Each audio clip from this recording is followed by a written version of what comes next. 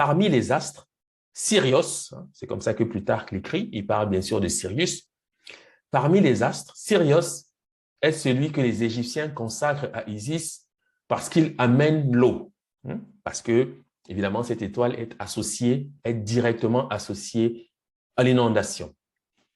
Ici, bien sûr, Jean-Anny apporte un nouvel élément, c'est l'association de cette étoile Sirius avec Orion, qui est l'image d'Osiris dans le ciel, et le fait qu'elle intégrait également le registre funéraire, puisqu'elle était associée à la résurrection des défunts, puisque Isis, par voie de conséquence, vous le savez, est aussi, bien évidemment, associée à la résurrection d'Osiris. C'est l'observation des levées héliaques de Sirius, l'étoile la plus brillante du ciel, qui permit aux prêtres égyptiens de découvrir la longueur de l'année de 365 jours et un quart.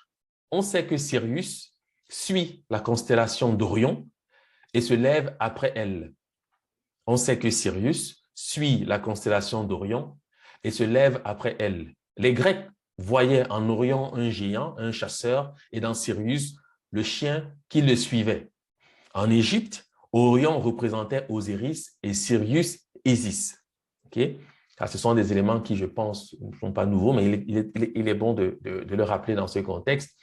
Et bien évidemment, il existe aussi une iconographie, c'est-à-dire une représentation de tout ce qui est rappelé ici par les auteurs. Ici, à l'image, vous avez Sirius représenté sous la forme d'une vache, puisque la vache, bien évidemment, est associée à Isis. Et vous avez Orion représenté sous la forme d'un homme qui lève le bras et qui tourne la tête.